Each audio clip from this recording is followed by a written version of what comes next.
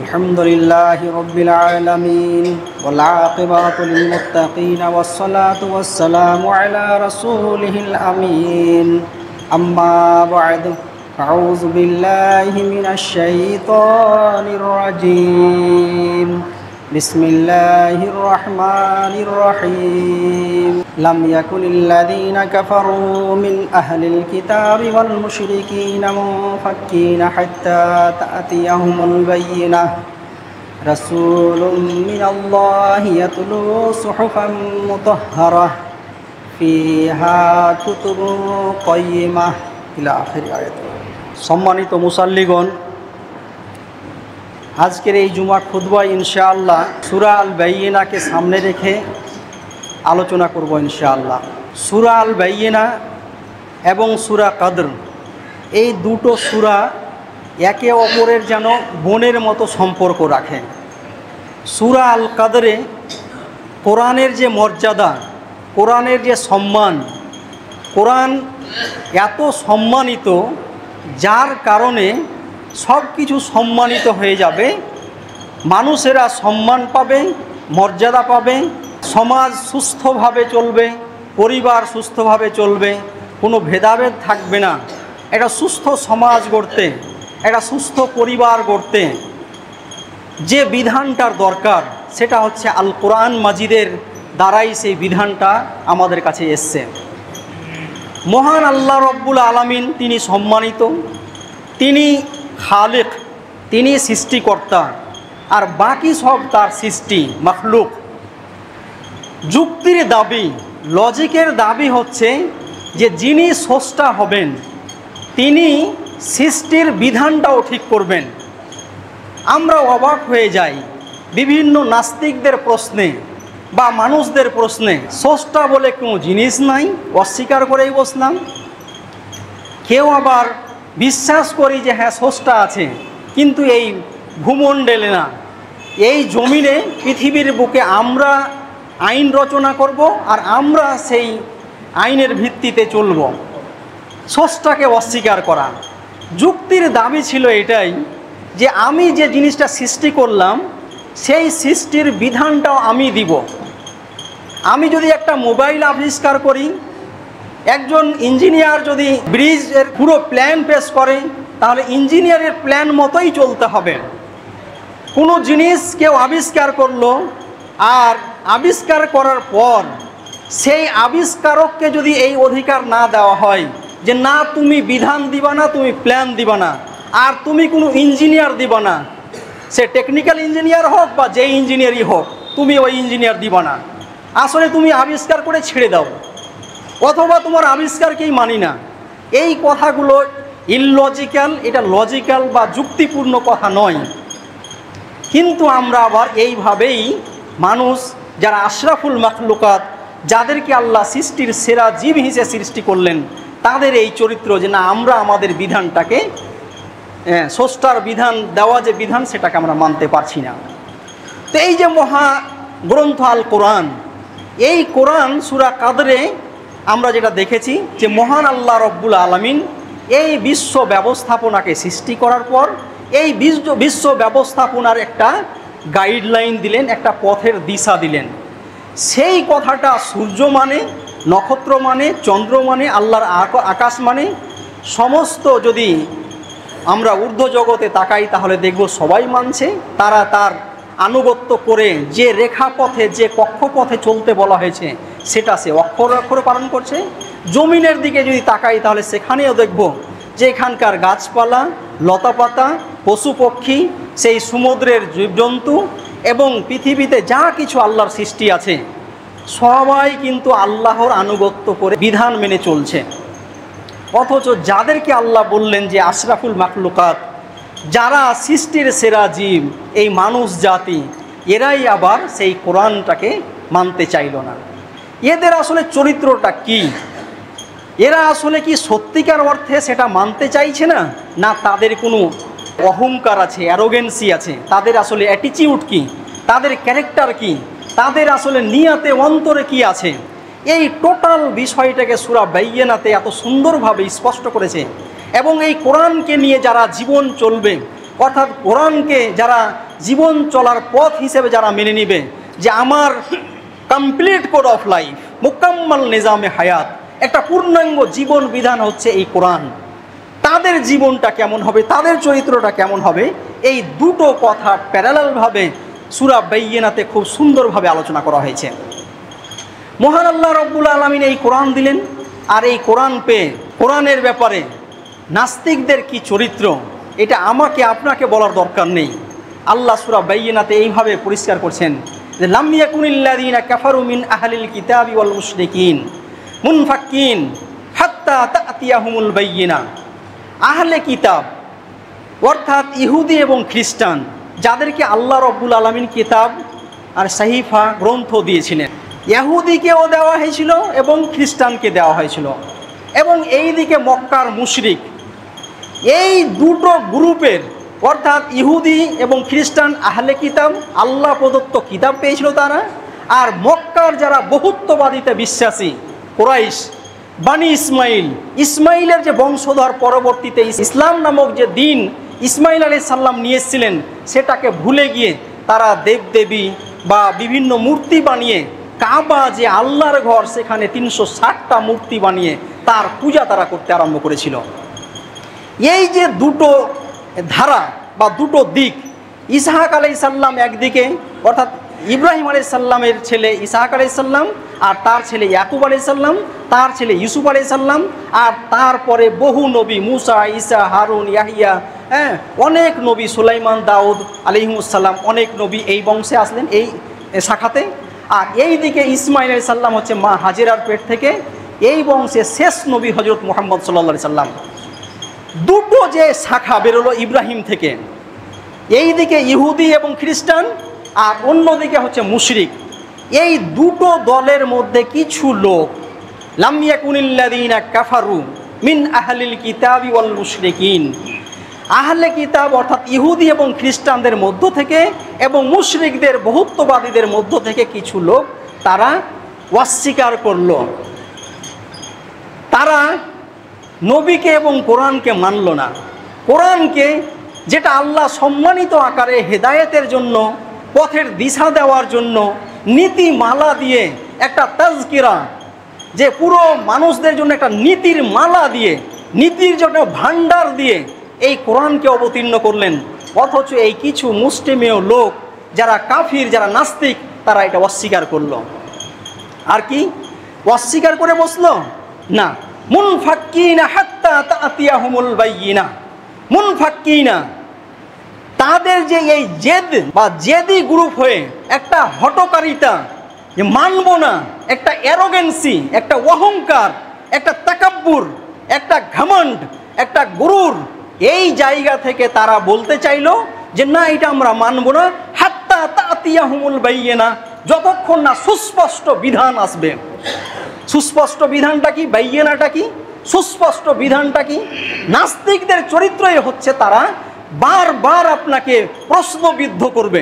আপনি সঠিক কথা বলার পরেও এমন কিছু আহাম্মকি কথা বলবে যেটা লজিক্যাল নয়, কিন্তু আমাদের দেখে মনে হয় যে না, হয়তো এটা লজিক্যাল, যুক্তিপূর্ণ কথাটা নয়, কিন্তু বারবার প্রশ্ন করবে। তারা তাদের সামনে নবী মুহাম্মদ সাল্লাল্লাহু আলাইহি সাল্লামকে দেখলো যে তিনি হচ্ছেন আল আমিন আস সাদিক, তিনি হচ্ছেন সত্যবাদী এবং তিনি আমানত রক্ষাকারী, আমানতদার। তার এই চরিত্রটা তারা বাল্য অবস্থা থেকে তাকে দেখলো, অথচ তারা ওই নবীকে বলল যে না, তুমি সৎ নও।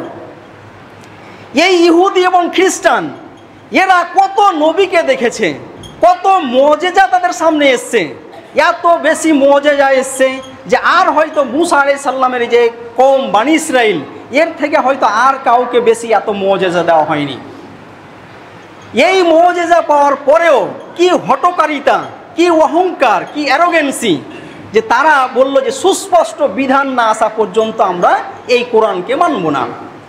সুস্পষ্ট বিধানটা কি?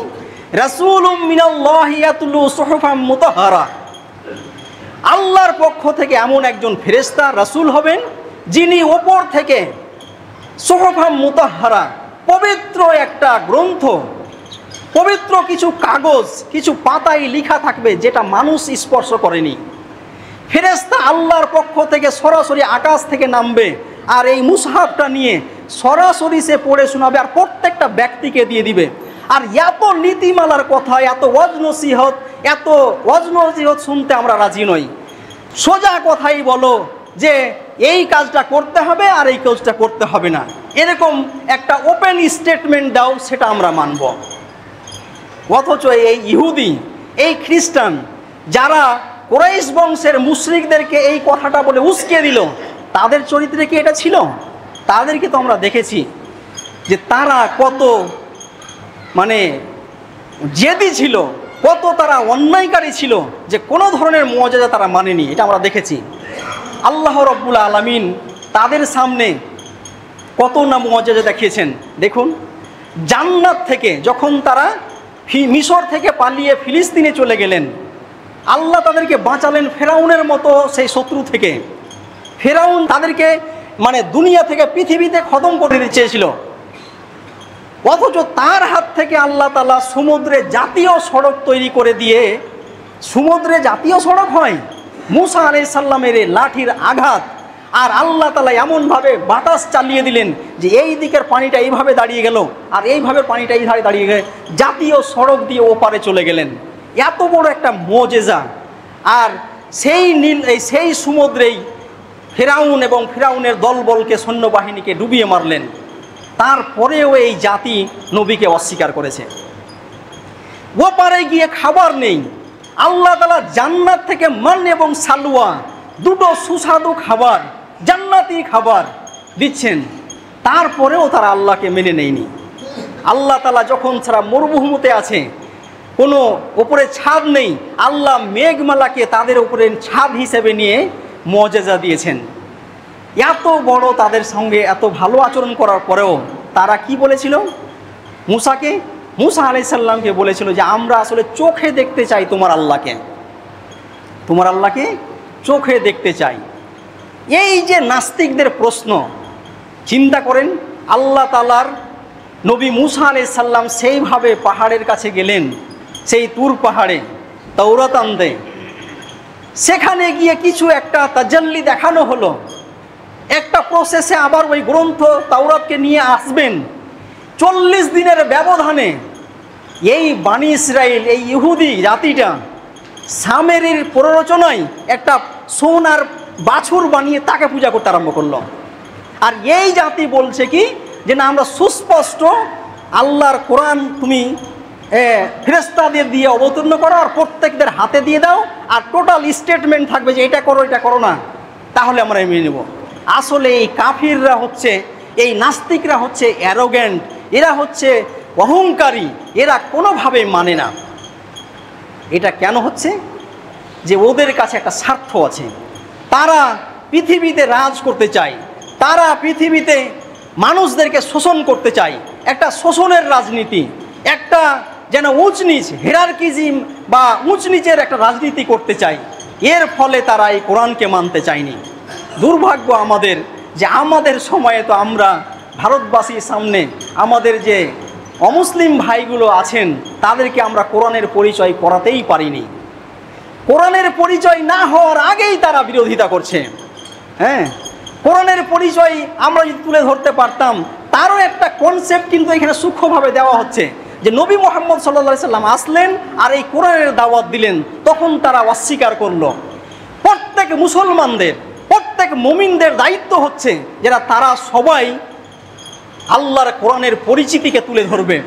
আমরা আমাদের জন্য আল্লাহ রাব্বুল আলামিন এই কোরআন অবতীর্ণ করেছেন, এটা হুদাল লিন্নাস, কমপ্লিট কোড অফ লাইফ, সমস্ত মানুষের জন্য। অথচ আমরা মুসলিমরা এই কোরআনকে আমরা আমাদের যে অমুসলিম ভাই তাদের সামনে পরিচয় করাই না। এই যে দাওয়াতি কাজটা, এই দাওয়াতি কাজটা খুব জরুরি ছিল। এই যে অমুসলিমদেরকে আহ্বান করা ইসলামের দিকে, আসল সংঘর্ষটা আমরা দেখতে পাচ্ছি কি যারা নাস্তিক তাদের সঙ্গে হচ্ছে, কিন্তু যারা মুশরিক এবং যারা আহলে কিতাব অনেক লোক তারা ইসলাম গ্রহণ করেছে।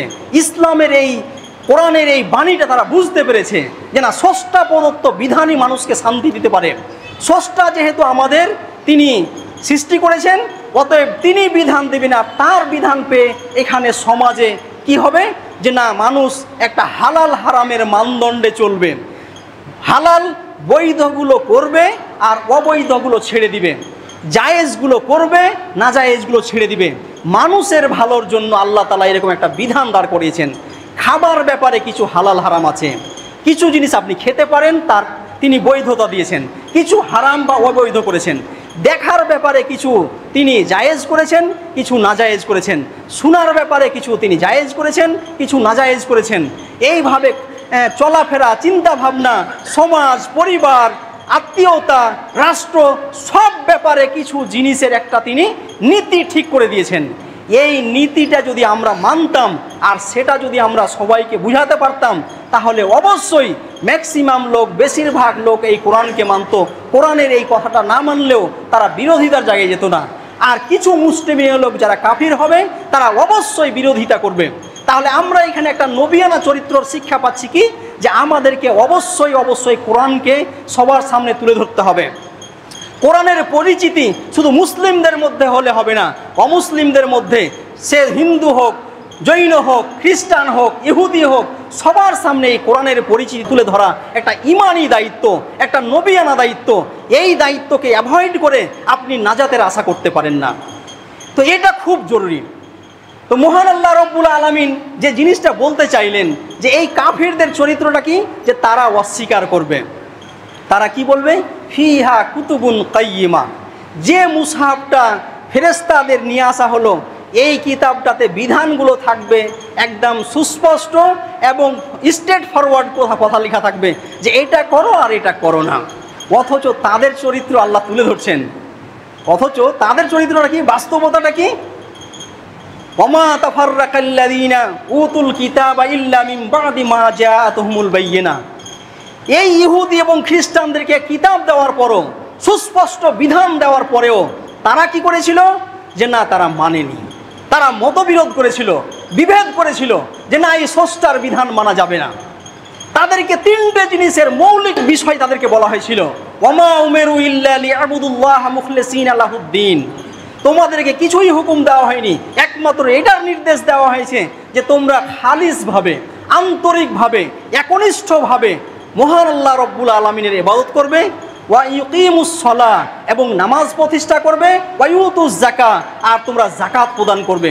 এই তিনটে কাজ করবে। ওয়া যালিকা দীনুল কাইয়িমা ওয়া যালিকা দীনুল মিল্লাতিল কাইয়িমা। আসলে ইব্রাহিম আলাইহিস সালামের এই মিল্লাত, এই তিনটে ফান্ডামেন্টাল কাজ গোটা পৃথিবীর লোক স্রষ্টা মহান আল্লাহ রব্বুল আলামিনের ইবাদত করবে, আর তারা নামাজ প্রতিষ্ঠা করবে। কেন? নামাজ হচ্ছে আল্লাহর সঙ্গে সম্পর্ক গাঢ় করার, দিদার হবে নামাজে। আর যাকাত প্রদান করবে, অর্থাৎ মানুষ, এই সমাজের সঙ্গে তার সম্পর্ক করবে। নামাজ এবং যাকাত, এই দুটো খুব মৌলিক বিধান আল্লাহ তাআলার পক্ষ থেকে। এই তিনটে বিধান আদম আলাইহিস সালাম থেকে নিয়ে সমস্ত নবীকে আল্লাহ তাআলা দিয়েছিলেন, আর এটাই মানা উচিত। অথচ এই নাস্তিকরা, এই ইহুদি এবং খ্রিস্টানরা, যারা মক্কার মুশরিকদেরকে, বহুত্ববাদীদেরকে প্ররোচনা দিচ্ছে, তারা আসলে মানেনি এই কথাটা। আসলে যারা হঠকারিতার জায়গায় থাকে, যারা অহংকারী থাকে, অ্যারোগ্যান্ট থাকে, তারা মানবে না, কিন্তু আপনার বাকি লোকেদেরকে বলতেই হবে। আল্লাহ তাআলা তাদের পরিণতি বলছেন, ইন্নাল্লাযীনা কাফারু মিন আহলিল কিতাবি ওয়াল মুশরিকিনা ফি নারি জাহান্নামা খালিদিনা ফিহা উলাইকা হুম শাররুল বারিয়া। অবশ্যই যারা আহলে কিতাব এবং মুশরিকদের মধ্যে যারা কুফরি করলো, নাস্তিকতার জায়গায় গেল, আল্লাহকে অস্বীকার করলো, তারা হবে জাহান্নামে চিরস্থায়ীভাবে, চিরন্তন কাল জাহান্নামে থাকবে। আর এরাই তো হচ্ছে শাররুল বারিয়া, সৃষ্টির নিকৃষ্ট সৃষ্টি। এরা অধম, এরা স্রষ্টাকে চিনতে পারলো না, স্রষ্টার বিধানকে তারা মানতে পারলো না। সৃষ্টির অধম সৃষ্টি, এরা জন্তু পশু থেকে খারাপ, এটা আল্লাহ কোরআনে বলছে যে এদের কোনো মান সম্মান নেই। সুম্মা রাদনাহু আসফালা সাফিলিন, সূরা 3-এ যে বলা হয়েছিল, তারা নিচ থেকে নিচের দিকে ঢুকে যাবে, তারা ধ্বংসের দিকে চলে যাবে। এই ধ্বংসের থেকে বেরিয়ে আসার জন্য যারা কাজ করে, ঈমান নিয়ে আসে, ইন্নাল্লাযীনা আমানু ওয়া আমিলুস সালিহাত উলাইকা হুম খায়রুল বারিয়া। অবশ্যই যারা ঈমান নিয়ে আসে, আল্লাহর প্রতি বিশ্বাস স্থাপন করে, আল্লাহর সঙ্গে এগ্রিমেন্ট করে, আল্লাহর সঙ্গে চুক্তি করে, ওয়াদাবদ্ধ হয় যে আল্লাহ তোমার উপরে ওয়াদেখা বিশ্বাস করেছি, দেখে না, ওয়াদেখা না দেখেই বিশ্বাস করেছি, এমন একটা শক্তি তুমি, এমন তুমি কাদির, তুমি এমন রহমান, তুমি এমন জব্বার, যে তোমার এই ৯৯টা নাম, এই ৯৯টা আসমাউল হুসনা, যে উত্তম নামগুলোতে আমি বিশ্বাস করেছি, এগুলো তুমি সব ক্ষমতা রাখো। আর বিশ্বাস করার পরে আমি সৎকর্ম করেছি, অর্থাৎ ভালো কাজ আমি সবসময় করছি। এরাকে আল্লাহ রব্বুল আলামিন বলছেন উলাইকা হুম খায়রুল বারিয়া, এরা হচ্ছে সৃষ্টির সেরা জীব। তাহলে ঈমান এবং সৎকর্ম, ঈমান এবং সৎকর্ম যদি আমরা করতে পারি, তাহলে আমাদের ব্যাপারে আল্লাহ আমাদেরকে উপাধি দিচ্ছেন এরা হচ্ছে উত্তম সৃষ্টি। জাযাউহুম ইনদা রাব্বিহিম জান্নাতু আদনিন তাজরি মিন তাহতিহাল আনহার খালিদিনা ফিহা আবাদা। এদের বদলাটা, রিওয়ার্ডটা কি? আল্লাহর নিকটে, তাদের রবের কাছে জান্নাতু আদনিন, এমন একটা জান্নাত হবে, চিরস্থায়ী জান্নাত, তাজরি মিন তাহতিহাল আনহার খালিদিনা ফিহা আবাদা, যেখানে ঝর্ণাধারা প্রবাহিত, আর সেখানে তারা চিরকাল থাকবে। অনুমান করেন তো, বিশাল বাগ বাগিচা জান্নাত, সেখানে ফল ফুল সমস্ত কিছুর মানে বাগান, আমাকে হুর দেওয়া হবে, মেয়েকে তার হুরের মতো স্বামী দেওয়া হবে। এই হুরের মতো জায়গায় যুবক যুবতী অবস্থায় একটা যদি ঝর্ণাধারা পাদদেশ দিয়ে তলদেশ দিয়ে প্রবাহিত হয়, আর সকালের সেই মৃদু হাওয়াটা আমি পাই, আর মন যা চাইবে তাই যদি পাই, ইচ্ছা হলে যে ফলটা খাবো, যে জিনিসটা চাইবো সেটাই পাবো, কোনো ধরনের কষ্ট, রিগিং, কোনো ধরনের টর্চারিং, কোনো বেহুদা কথা কিছুই থাকবে না। এরকম একটা সুখের জায়গা দেওয়া হবে কাদের? যারা ঈমান এবং আমালে সালেহাত করে। এটা বড় পাওনা। রাদিয়াল্লাহু আনহুম ওয়া রাদু আনহু যালিকা লিমান খাশিয়া রাব্বা। এই যে সম্প্রদায়টা, এই যে জাতিটা যারা আল্লাহর প্রতি বিশ্বাস করলো এবং সৎকর্ম করলো, সৎকর্মটা কি? চোখে দেখলো তখন আল্লাহ যা দেখার পারমিশন দিয়েছে, কান তাই শুনলো যা আল্লাহ পারমিশন দিয়েছে, মুখ সেটাই বললো যেটা আল্লাহ পারমিশন দিয়েছে, খাবার সে সেটাই খেলো আল্লাহ যা পারমিশন দিয়েছে, হালাল হারামের যে একটা মানদণ্ড দিয়ে যে রুজি রোজগার করার কথা বলা হয়েছে, ব্যবসা বিজনেসের কথা বলা হয়েছে, সেটাই সে মানলো। রাজনীতির ব্যাপারে, সমাজনীতির ব্যাপারে আল্লাহ যে বিধানটা দিয়েছে সেটাই মানলো। এই সত্য কর্মটা যারা করলো তাদের ব্যাপারে আল্লাহও খুশি, আর সেই বান্দাওগুলো খুশি। যালিকা লিমান খাশিয়া রাব্বা, এটা তো তাদের জন্যই আসলে যারা আল্লাহকে ভয় করে, আল্লাহর ভয় নিয়ে, আল্লাহকে ভয় করে, আল্লাহর প্রতি ফেথ রেখেছে, বিশ্বাস রেখেছে। আর আল্লাহর প্রতি ভয় নিয়ে, বিশ্বাসের পরে ভয়, ভয় না যদি তৈরি হয় বিশ্বাসের পর, যে আল্লাহর সেই মহত্বতা, আল্লাহর সেই বড়ত্ব, আল্লাহর এই বিশালতা, আল্লাহর এই পাওয়ার, আল্লাহর এই ৯৯টা নামের গুণ যদি আমাকে ভয় না দেখাতে পারে, সেই ভয় নিয়ে যদি আমি সমাজে না চলি, আব্বা আম্মার সঙ্গে সেই ব্যবহার না করি, আত্মীয় স্বজনদের সঙ্গে সেই ব্যবহার না করি, সমাজের সঙ্গে, হ্যাঁ, আমার ব্যবসা বিজনেস রাজনীতি সমাজনীতি সব যদি আল্লাহর ভয় নিয়ে না হয়, তাহলে হতেই পারে না। যদি ভয় নিয়ে হয় তাহলে এই সত্য কর্মটা হবে। আর এই সত্য কর্ম হলে পারে কি হবে? আমার সঙ্গে আল্লাহর সম্পর্কটা হবে রাজিয়াতাম মারজিয়া, সন্তুষ্টির একটা বিধান। আল্লাহও সন্তুষ্ট, আমিও সন্তুষ্ট। সুবহানাল্লাহ। এর থেকে আর ভালো কিছু আছে? যে আমার ব্যাপারে আল্লাহও সন্তুষ্ট আর আমি আল্লাহর ব্যাপারে সন্তুষ্ট। পৃথিবীতেও প্রশান্ত মন পাবো, শান্তি পেয়ে যাব, ডিপ্রেশন থেকে, সমস্ত পেরেশানি থেকে, সমস্ত ক্ষতি থেকে আমি বেঁচে যাব। আর অন্যদিকে জান্নাত যে আমার আলটিমেট গোল, সেই জান্নাত পাবো যেখানে মনের ইচ্ছা পূর্ণ হয়ে যাবে। এই রকম একটা সম্পর্কের বিধান যদি তৈরি করতে হয়, রাজিয়াতা মারজিয়া যদি কনসেপ্ট তৈরি করতে হয়, যে আল্লাহও খুশি আমিও খুশি, তাহলে এই খুশির বিধান তৈরি করতে চাইলে অবশ্যই অবশ্যই আমাকে কি করতে হবে? আল্লাহর উপরে বিশ্বাস করতে হবে, আল্লাহর ভয় নিয়ে আমাকে সমস্ত কাজ করতে হবে, নামাজ প্রতিষ্ঠা করতে হবে, যাকাত প্রদান করতে হবে। এটা যদি করতে পারি তাহলে আমি সুখময় হব। অন্যদিকে যারা এই সত্য বিষয়টা এসে যাওয়ার পরও আমরা দাওয়াতের কাজ করব, মুশরিকদেরকে, বহুত্ববাদীদেরকে, আহলে কিতাব, ইহুদি এবং খ্রিস্টানদেরকে আমরা দাওয়াত দিব, তাদের মধ্যে যারা নাস্তিক হবে, তারা কোনো লজিক মানে না, যুক্তি মানে না, স্রষ্টাকে মানে না। তারা হচ্ছে একটা এরকম জাতি যে আমি যা চাই সেটাই পেতে হবে, এটাই স্বাধীনতা। মেয়েটাও রাজি, আমিও রাজি, একসঙ্গে রেস্টুরেন্ট থাকবো তো কী অসুবিধা? মদ জুয়া বাটপারি আমি চাই, আমার অসুবিধা কোথায়? আল্লাহ যে তার ভালোর জন্য বলেছে, এই ব্রেন দিয়ে, মস্তিষ্ক দিয়ে, ফিলিংস দিয়ে, জ্ঞান দিয়ে, বুদ্ধি দিয়ে ওটাকে ভাবছে না, ফলে তার অ্যারোগেন্সিটা বেড়ে যাচ্ছে, ইবলিসের দলে ঢুকে যাচ্ছে। আর এই ইবলিসের দলে যারা ঢুকবে, এই কাফিরদের ইহকালীন শাস্তি হবে, পরকালীন শাস্তি হবে, সে অব্যাহতি পেতে পারেই না। এই দুটো বিষয় সূরা বাইয়িনাতে আল্লাহ রাব্বুল আলামিন বললেন। মহান আল্লাহ রাব্বুল আলামিনের কাছে দোয়া, আল্লাহ রাব্বুল আলামিন আমাদের সকলকে সূরা বাইয়িনা আরও ভালো করে বেশি স্টাডি করার এবং সে তাফসিরগুলোকে একদম গভীরে গিয়ে বুঝার এবং সেটাকে আমলে নিয়ে আসার তৌফিক দান করুন। আল্লাহুম্মা আমিন। ওয়া মা আলাইনা ইল্লাল বালাগ ওয়া আলাইকুমুল হিসাব।